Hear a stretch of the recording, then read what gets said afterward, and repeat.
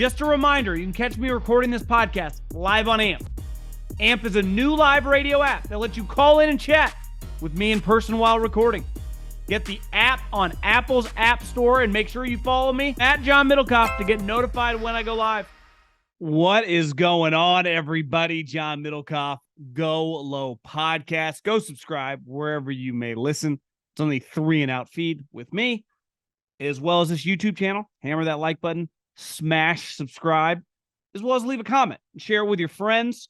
A lot of golf content. Brian Harman, champion of the year, we will dive into right off the bat, as well as some other stuff that just season's kind of coming to an end. I know we still got the playoffs and the Ryder Cup, but with football right around the corner, this is kind of the stamp for a lot of people on the golf season and potentially on our podcast season as well.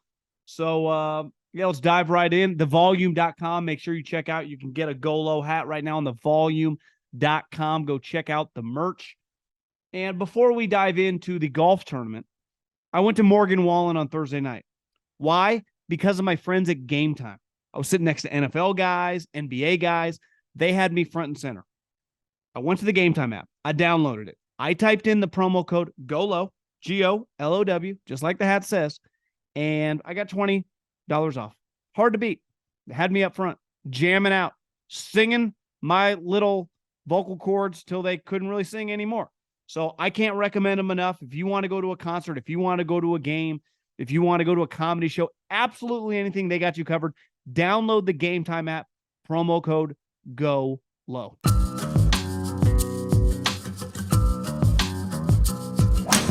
Okay, Brian Harman wins the 151st Open Championship. He is now officially your champion golfer of the year. And I think there's 2 ways to look at it. I think most people, I think the average fan who does not really know Brian Harman, though, as he said in his championship press conference, no one has more top 10s in the last 6 years than himself. So this is a very, very successful professional golfer. He's a heralded amateur player, even though he's like 36. His amateur career was elite, played at Georgia. This guy can play. I mean, this is not the little engine that could, though he is a small little guy relative to a lot of players now on the PGA Tour. Dude can play.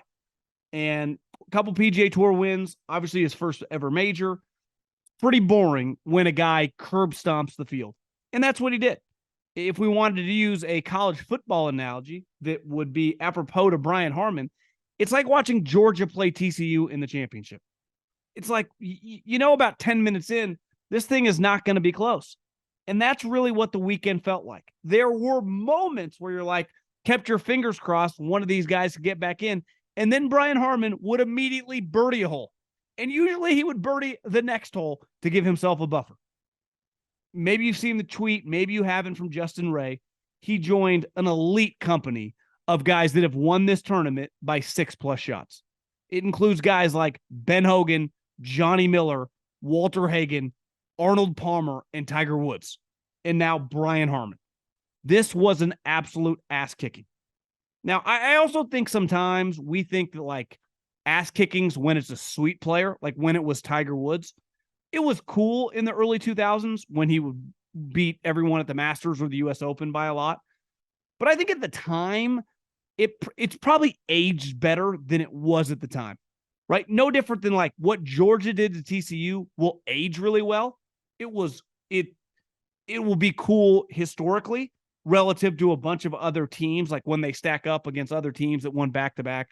No different. I remember watching Alabama against Notre Dame. Like that aged really well. But when you were actually watching it, you're like, God, this sucks. I want a playoff. At one point in time today, I was going, God, I would really love John Rahm or Rory McIlroy to somehow get to like 9 under and he pumps 1 OB and we get a playoff. And that didn't even come remotely close to happening. So I understand people, and I am in agreement with, I fell asleep for a couple holes today. It was somewhat boring, and that's what happens when anybody, let alone Tiger or Arnold Palmer, destroy everyone in golf. Because the reality of this golf tournament, there was Brian Harman, and then there was a golf tournament, people battling to try to get to 8 under. I saw a I think, a tweet today that Brian Harman was the only guy in the field to ever get to 8 under, 9 under, 10 under, 11 under, and 12 under. No one else in the field. Like, all the other guys, 7, 6, like, that was the tournament. Those guys battling each other. And then there was Brian Harman, who I think solidified himself on the Ryder Cup team today. We'll get into Justin Thomas a little bit later. But, an incredible accomplishment for an individual who clearly takes a lot of pride from the South in his college program. He was quoting Kirby Smart after he won, saying that it gave him motivation last night, thinking of how Kirby talks. You always want to be on the hunt. You never want to be the hunted, even if you are the top dog. And I think all those Georgia guys, and there's about 10 of them on PGA Tour, take a ton of pride in the football program. I've always said this: golf and football are very synonymous. I've never played golf. And now, being in Arizona for over a year, playing a ton of public courses with people that don't like football. And whether it's over the years when I worked in college at a country club, whether it's all the different places I played golf, people that play golf always like football. I always have conversations about football with people that play golf, whether it's pro football, college football, the team they root for, especially playing at TPC. You get people from all over the country. You get Packer fans, Bears fans, you name it. And football always is a driving conversation on the golf course, usually with politics and business. But football is just an easier conversation to have over some cocktails. And Brian Harman is a diehard Georgia fan. He just kept quoting Kirby Smart. Seems like a fantastic guy. The other thing on the bright note of Brian Harman winning this is, I think a lot of people, especially, I've been saying this for a long time with the media, they want something that most of us fans don't really care about: the ball rollback, the rolling back of equipment. They want everyone to hit it 290 yards again. And I just don't think the consumer cares. And I always like the take and the angle I always take is, what does the consumer care about? What does the people paying and spending their time to watch these events truly care about? If they don't, then they probably don't need it. Now, some things are out of your control, right? I don't think the fan wanted big hits to leave the NFL, but the NFL, to survive with lawsuits and CTE, had to change. I don't think that golf needs to change. Now, I'm of the belief that guys are never going to be able to hit the ball 390 yards. I do think we've peaked. Could be wrong. And there are some people that say, well, people were saying that 10 years ago and it's only gotten farther. I do think we get to the point where might have maxed out. And Brian Harman, who is not the little engine that could off the tee. I mean, there were times today into the wind, they're both hitting driver, and he's playing with, I would say, a guy that's easily considered, I don't know what the stats say, but when he's on, one of the longest players in the game. And into the wind, one guy'd be 275 and the other guy'd be 268. And that's Cameron Young. So Brian Harman, distance-wise, could hang. Like, he wasn't some embarrassment off the tee. But he shows that a guy that doesn't look like Dustin Johnson, a guy that doesn't look like John Rahm, a guy that's not super jacked like Rory, and I mean, Rory, for being a shorter guy, hits it a mile, can win a major tournament. And not just win a major tournament, beat the shit out of everybody. Because ultimately, Wyndham Clark, like, we had 4 major winners, right? We had Brian Harman and Wyndham Clark, which I would say when the year started, no one would have picked one of those two guys to win it. Now, the difference of Wyndham and Brian is Wyndham is and has been one of the longest players on tour for a while. And then we have John Rahm and Brooks Koepka, 2 Hall of Famers, right? So it's like the equivalent of like LeBron and Steph, and then 2 kind of random basketball players. And that's what it felt like a little bit this year. But Brian, even more than Wyndham, who was clearly trending and had won a tournament, whatever, a month before, was definitely out of left field. I've seen some numbers. I think he was like 100 plus 1,200, excuse me, plus 120. So that would be like, you bet $100, you win $1,200. Or excuse me, my math is fucking horrendous. You bet $100, you win $12,000, right? So he was a major long shot. People were not only picking him. This would not be a sexy guy to talk about. As you know, I'm hammering Fleetwood and Ricky Fowler and John Rahm, even Jason Day I kind of like. But very cool moment for the guy. And I think it shows that when the conditions change, I watched today and went, you couldn't have paid me to play in that conditions. Those are the type conditions us people in the States see outside, and we don't even hesitate to cancel. We don't even need to text our buddies that we had to force them in an hour, because we all know we're not playing. Let alone the other thing that that you could see on television, which I have a lot of respect for the people across the pond that love, support, and watch golf. Golf is clearly a big deal in Scotland, in Ireland, in England, right? They take it very, very seriously. Is it didn't feel at all like there were empty seats or empty spaces or the crowd was only half full because it was freezing cold, windy, and wet.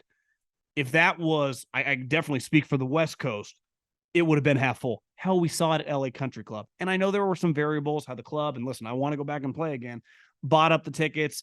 But even the day before, like on Friday, people were leaving early to beat the traffic.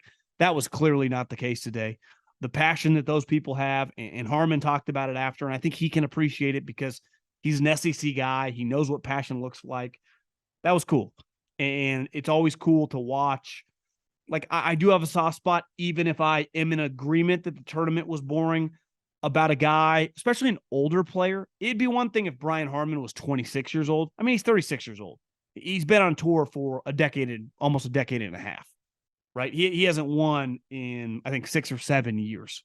So to watch a guy that's just grinded, who's been playing really, really well, just probably, I wouldn't say probably, more than 99% certainly, have the week of his career. And out of a moment, like the moment you win a major, whether you're a John Rahm and you're going to win 6 majors, or Rory or Koepka, or you're just a guy that wins one career major, it changes your life. And today was a life-changing moment. And this week was a life-changing week. What it does for your career in terms of now he's set to be in the majors for another half decade. He's set to play in this major. I think you can play in the Open until you're 60. Right. So he can play in this for another, 24 years. I always appreciate, just from a competitive standpoint, what it does for an individual. And that's ultimately what the sport is. It's an individual sport, right? Like when you win a championship as a team, it changes your franchise forever. Like the moment LeBron won in Cleveland, the Cavs championship, game changer, right? McVay becomes a Super Bowl champ, and the Rams, Super Bowl champs again. You become a major winner like Wyndham Clark. Whether Wyndham Clark ever wins another tournament or not, he's a U.S. Open champion. And ultimately in golf, you obviously play to feed your fan. Like once you become a professional, to make money, and all these guys now, even Brian Harman I saw coming into this week and made $30 million. He's got Megacorp. Money is not an issue with the guy. But from a professional standpoint, like you play golf to accomplish things, right? To finish high in tournaments, to win tournaments, and at the highest level, to win a major, compete to win a major. And he did that. And no one can ever take that away from him. So I'm not going to try to diminish anything just because it was a little boring. He made it boring because he beat the shit out of everybody he played. Speaking of a guy that has had a pretty unreal 2-year stretch, played 8 majors, finished top 5 in 4 of them, finished top 10 in 7 of the 8 of them, and really became, I would say, post now that Tiger's basically done and Phil's gone, I would say the star of golf. Now, he's not the most accomplished. Scottie's been better. Koepka's won. Cam Smith beat him. I'm not saying he's the best, right? But just start to finish for the last 2 years, you could argue his resume is as strong as anybody. And who's definitely been the face and most famous guy of golf when you factor in everything that's gone on. I would say maybe Phil Mickelson, and that'd be Rory McIlroy. But it kind of hit me today when he kind of had a moment. I think he birdied, 3 of his first 6 holes. Like, God, could he make a run? Could he shoot like his 64 and somehow force a playoff or something? And then ultimately it didn't happen. And then the dust settles and he finishes T6 and makes a bunch of money. He's kind of become, in his post-major winning career, and especially like his last 3 or 4 years, but you could even argue just the last 24 months, kind of the Jim Harbaugh of golf. I root for Jim Harbaugh. I think Jim Harbaugh is awesome. Like, I enjoyed when he was in San Francisco. I enjoyed when he was at Stanford. I like watching his Michigan teams. And I think his last couple of years for Michigan has been awesome. Taking out Ohio State, beating the crap out of Ryan Day, running the ball down their throat. The playoff game this year against TCU was as entertaining as you're ever going to get. But ultimately, he lost. And Jim Harbaugh, when it comes to big games, for whatever reason, just gets so close and just can't win the championship. You thought he'd win a Super Bowl at San Francisco. I thought he'd win a national championship at Michigan. And I don't know. I wouldn't bet a large sum of money that is going to happen. Like if you said, John, I'll give you 2-1 odds, but you got a minimum bet $10,000 that Jim Harbaugh is going to win a national championship. Couldn't do it. We'll say 5-1. Like I wouldn't feel very good. I think it's very conceivable that he's never going to win a national championship, right? And if he came back to the NFL, I think Jim Harbaugh would immediately be successful. And I think inevitably he'll be back in the NFL. But I don't think there's ever a guarantee that he's going to win a Super Bowl or a national championship. Doesn't mean he won't, because he puts himself near the top and in position. But I would say based on his resume and based on what I've seen in the biggest moments, like, I don't know. It's just a little off. And I would say the same about Rory. Like, Rory is elite. He's fucking awesome. And when he's on, I mean, he was 6 under the last 3 days. Basically, the entire tournament beside Brian Harman, he's right there. He easily could have won. If Brian Harman did not show up to this tournament, it might have been different. He's obviously pressing because he's way down. Rory easily could have won this tournament, just like he easily could have won last year at the Open, just like easily he could have won the U.S. Open a month ago, just like he could have won other tournaments over the last couple of years, the majors. And that's ultimately all he's going to be defined on, because he won the FedEx Cup last year. He had the lowest scoring average. He's making 10, 15, $20 million a year on the course, let alone off the course. No one's ever going to question his money. No one's ever going to question his resume. He's a major champion, right? But will he ever win another major? You would go, well, he's putting himself in position a lot. That's what I say about Jim Harbaugh. And it just never happens. And then I watched this week. I was tempted, like, should I bet him? I didn't. And then I'm glad I don't. I mean, I don't know. I don't think it's guaranteed that he's ever going to win another major. That's pretty crazy to say, because every single major moving forward, I know he missed the cut, which was a disaster at the Masters, and then he went MIA for like a month. But he battled right back. PGA, T7, U.S. Open. Again, should have won. He should have won the U.S. Open, but he can't make a putt. And it just gets back like something, I don't want to say off because he's right there, but it just shows you how difficult it is. Like, you could make the argument that, John, he's not going to win one, he's going to win a couple more majors if he keeps putting himself in this position. It's very, very difficult, because as we saw, John Rahm and the Brooks Koepkas and the elite players, but then you have these weeks where random guys get like touched from the golf gods and are just going to be better than you. So I'm guilty of this when we're like, oh, this guy's destined to win. Because I say John Rahm, destined to win like 7, 8 majors.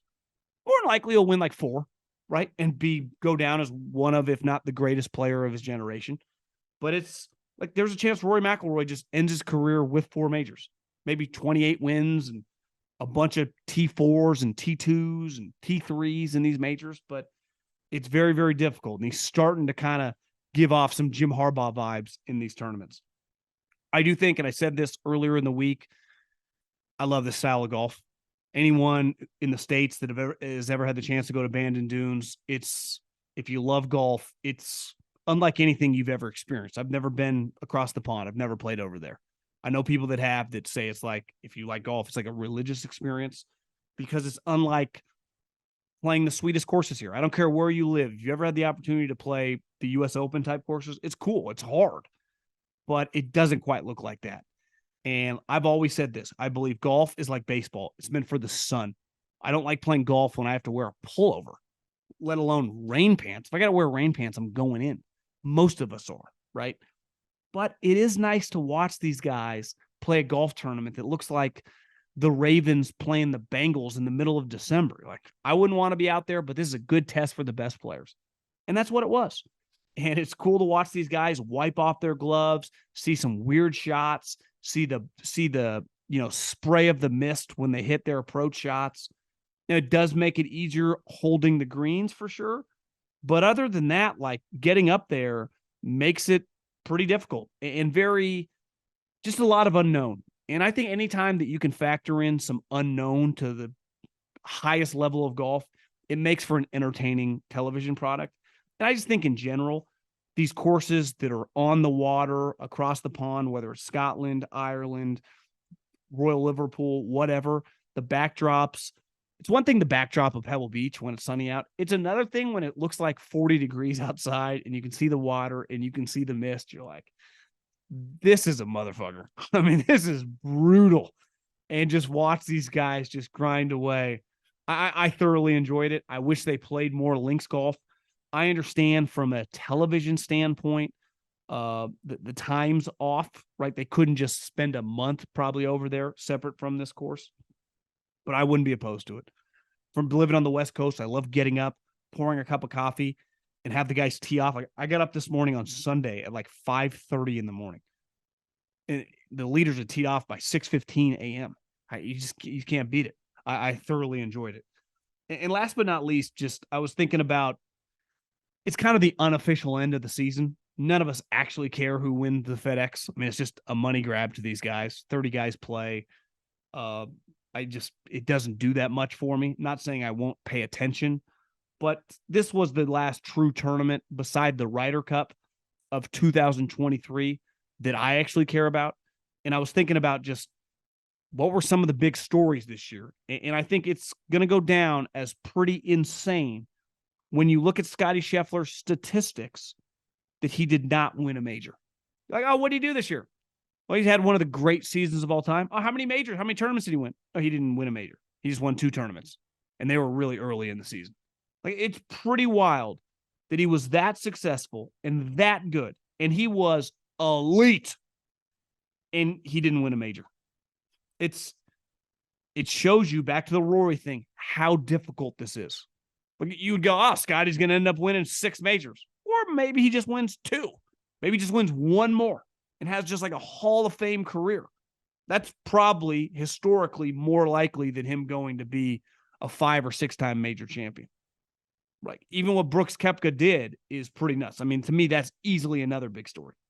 A guy that went to live, which was understandable when you watch the live, or not the live, but the Full Swing documentary.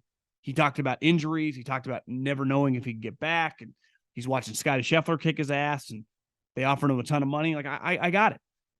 I also thought that we might never see that just killer again, because Brooks Koepka in the majors when he's on is a fun player to watch, and watching him win the PGA Championship. And honestly, he was right there with Jon Rahm at the Masters. Really, those 2 majors, it was fun to have Brooks back in the mix when it mattered the most.